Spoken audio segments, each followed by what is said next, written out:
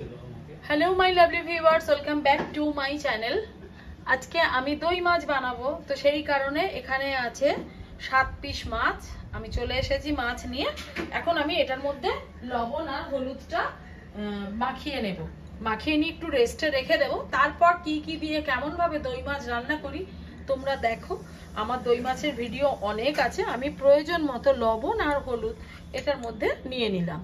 আর দই মাছ তো সকলেই রান্না করতে জানো, দইয়ের পরিমাণটা একটু বেশি দিলেই ঝামেলা মিটে যায়। তো ঠিক আছে, এখন আমি এটাকে মাখিয়ে নিচ্ছি। মাখিয়ে নিয়ে রেস্টে রেখে দিচ্ছি। আশা করি তোমরা খুব ভালো আছো, আমিও ভালো আছি। প্রত্যেকবারের মতো একই কথা বলবো, আমার চ্যানেলটা তোমাদের যদি ভালো লেগে থাকে প্লিজ সাবস্ক্রাইব করে দিও, আর পাশে থাকা বেল আইকনটা ক্লিক করে দেবে। আমার সমস্ত নতুন নতুন ভিডিও নোটিফিকেশন তোমাদের কাছে পৌঁছে যাবে। তোমরা লাইক, কমেন্ট আর শেয়ার করবে, ব্যাস তাহলেই হলো। তো এখন আমি এটাকে রেস্টে রেখে দেবো মিনিট 10-15। জাস্ট লবণটা মাখালাম তো ভালো লাগবে না, লবণ মাছের মধ্যে না ঢুকলে একদম ভালো লাগে না। ঠিক আছে, গ্যাসের টেবিলে আবার দেখা হচ্ছে। দই মাছের জন্য যেটা লাগবে, মাছ, এখানে পেঁয়াজ, আদা, রসুন বাটা আছে। আচ্ছা, দই মাছে কিন্তু রসুনটা স্কিপ করলেই ভালো হয়, যেহেতু আমার বাটা ছিল তাই আমি দিয়ে দিচ্ছি। এখানে আছে লবণ, হলুদ আর লঙ্কার গুঁড়ো। এখানে আছে জিরে, তেজপাতা, শুকনো লঙ্কা, এলাচ, দারচিনি, লবঙ্গ। আমি জানি না কতটা দেখতে পাওয়া যাচ্ছে। এখানে আছে টক দই। টক দইটাকে আমি ফেটিয়ে রেখেছি। আর দই মাছ বা দই পটল রান্না করতে গেলে রসুনটা সবসময় স্কিপ করা ভালো, তাতে টেস্ট অনেক বেশি হয়। যেহেতু আমার পেঁয়াজ, আদা, রসুন একসাথে পেস্ট করা থাকে, তাই আমি এটাই রান্নাতে আজকে দিয়ে দিচ্ছি, না দিলেই ভালো হতো। আচ্ছা, অল্প একটু মিষ্টি লাগবে। আর পুরো রান্নাটাই আমি কিন্তু আজকে করব সর্ষের তেলে। কিছু কিছু রান্না সর্ষের তেলে না করলে ভালো লাগে না। আর যখন আমি রান্নাটা একদম কমপ্লিট করব, আগেই বলে নিচ্ছি আমি 1 চামচ ঘি দেব। যে কোনো দইয়ের রান্নাতে ঘি না দিলেও কিন্তু সেটা সম্পূর্ণ টেস্ট আসে না। তো চলো পুরো রান্নাটা দেখো। আমি এখানে কড়া বসিয়ে দিয়েছি আর আমি তেল দিয়ে দেবো কড়াতে। চলো, কড়া গরম হয়ে গেছে, পরিমাণ মতো তেল নেব। মাছও ভাজবো আর সেই তেলেই আমি রান্নাটা করার চেষ্টা করব। তো এখন আমি দিয়ে দিচ্ছি তেল। কতটা তেল দেব 7 পিস মাছের জন্য সেটা তোমরা প্রত্যেকেই জানো, আর এই তেলেই আমি রান্না করব, অতএব আমি সেটা বুঝেই তেলটা দেব। তেল দিয়ে দিলাম। এবারে তেলটাকে একটু এরকম করে নিই।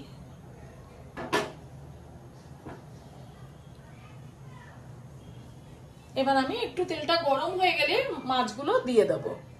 আর দই মাছের মাছ অল্প ভাজতে হয়, বেশি ভাজলে কিন্তু ভালো লাগে না।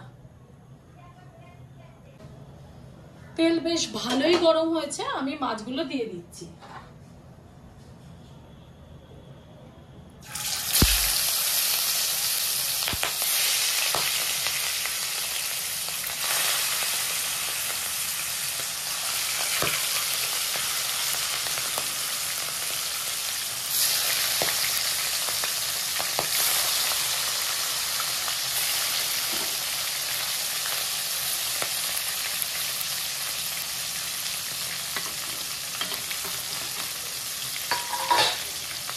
অল্প একটু ভেজে নেব, তারপরে আমি তুলে নেব। মাছগুলো উল্টে দিয়েছি। মাছগুলো উল্টে দিয়ে আমি একটু গ্যাসটাকে বাড়িয়ে দিয়েছি। জাস্ট হয়ে গেলেই আমি নামিয়ে নেব। যারা যেমন তেল মশলা খাও সেইভাবেই করবে। চেষ্টা করবে দই মাছে রসুন না দেওয়ার জন্য। বারবারই বলছি, কিন্তু আমার নিজেরই ভুলটা হয়ে যায়, যেহেতু আমার পেঁয়াজ, আদা, রসুন একসাথে পেস্ট করা থাকে। মাছগুলো হয়ে গেছে, আমি এবার একটা একটা করে মাছ তুলে নিচ্ছি। এর থেকে বেশি ভাজলে কিন্তু একেবারেই ভালো লাগে না, ঠিক এমনই ভাজা হবে। দেখে নাও।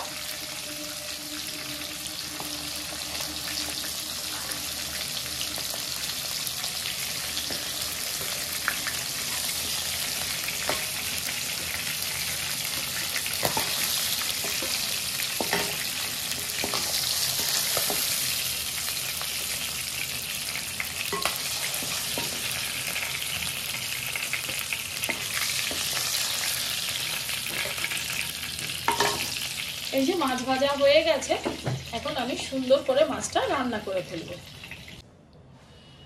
তেল তো আছেই কড়াতে, দেখতে পাচ্ছ। প্রয়োজন মতো চিনি আমি এটার মধ্যে দিয়ে দেব। ইদানিং একটু চিনি খাওয়াটাই হয়ে যাচ্ছে, আমি একটু চিনি দিয়ে দিচ্ছি। যেহেতু টক দই দিয়ে রান্না হবে, একটু মিষ্টি তো না হলে ভালো লাগে না।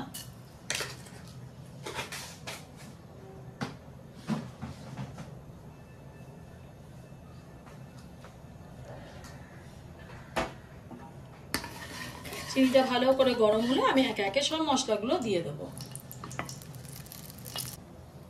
এবার আমি এটার মধ্যে দিয়ে দিচ্ছি ঘি, কারণ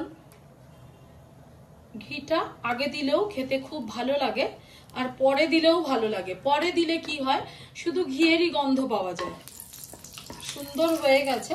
এবার আমি ফোড়নগুলো দিয়ে দিচ্ছি, যেটার মধ্যে আছে জিরে, তেজপাতা, শুকনো লঙ্কা, দারচিনি, লবঙ্গ, এলাচ।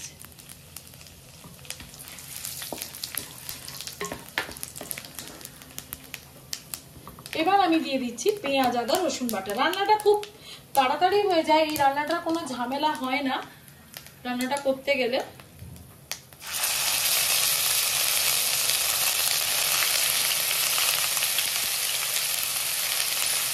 কিছু কিছু রান্না আছে কাঁচা লঙ্কাতে তার টেস্ট আছে না, তখন কিন্তু গুঁড়ো লঙ্কা বা লঙ্কা বাটা ব্যবহার করতেই হয়, কিচ্ছু করার নেই।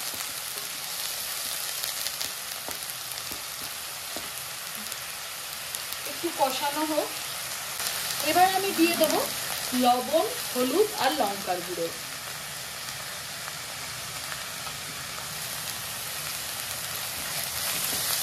আর দেব একটু জল।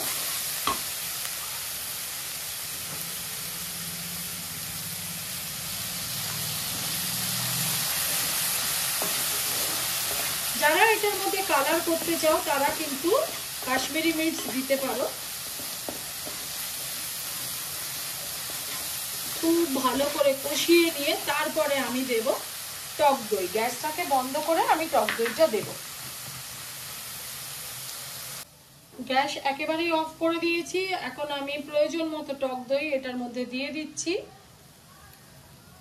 কারণ গ্যাস অফ করে টক দই দিলে কি হয়, টক দইটা ফেটে যায় না। তারপর কিছুটা কষিয়ে নিয়ে তারপর গ্যাসটা জ্বালালে টক দইটা ঠিক থাকে, দেখতে সুন্দর লাগে, ছানা কাটা হয় না। আশা করি বুঝতেই পেরেছো কেমন হয়েছে।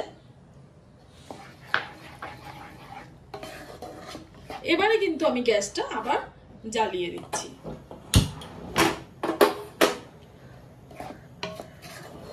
এখন আমি এটাকে খুব ভালো করে কষিয়ে নেবো, তারপর মাছগুলো দিয়ে আমি লিড দিয়ে দেবো। আর কিছুই লাগবে না, যদি মিষ্টি লাগে একটু দেবো, তারপরে একেবারেই রান্নাটা কমপ্লিট হয়ে যাবে, কারণ গরম মশলা আমি আগেই দিয়ে দিয়েছি। মশলা কষানো হয়ে গেছে, আমি দিয়ে দিচ্ছি মাছগুলো।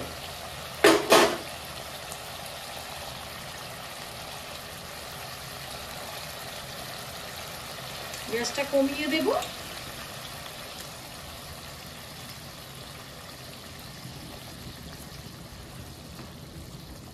এবারে আমি একটু জল দিয়ে লিডটা দিয়ে দেবো, দেখাচ্ছি। এখনো রান্না হয়নি, লুকটা দেখো কত সুন্দর। যখন হয়ে যাবে তখন খেতেও ভালো লাগবে, দেখতেও সুন্দর লাগবে। আর নতুন করে কি বলবো, আমার চ্যানেলটা সাবস্ক্রাইব করে দিয়ে পাশে থাকা বেল আইকনটা ক্লিক করে দেবে। আমার সমস্ত নতুন নতুন ভিডিও নোটিফিকেশন তোমাদের কাছে পৌঁছে যাবে। তোমরা লাইক, কমেন্ট, শেয়ার করবে আর আমাকে অনেকটা উৎসাহ দেবে। এরপর আমি মশলা ধোয়া জলগুলো, বাটি ধোয়া জলগুলো সব এর মধ্যে দিয়ে দিচ্ছি। আশা করি আর জল লাগবে না। তারপর আমি মাছগুলো উল্টে দেব। উল্টে পাল্টে দিয়ে তারপর আমি জলটা দিয়ে দিচ্ছি, লিড দিয়ে দেব। আমার রান্নাটা কমপ্লিট আজকের মতো। Tata, bye bye. নতুন একটা রান্নার জন্য অপেক্ষা করো। একটু উল্টে দিয়ে তারপর যদি আমি জলটা দিই বেশি ভালো লাগবে। কাতলা মাছেই দই মাছটা অনেক বেশি ভালো হয়, রুই মাছে সেভাবে স্বাদ হয় না। তো ঠিক আছে, এখন আমি দিয়ে দিচ্ছি বাটি ধোয়া জল।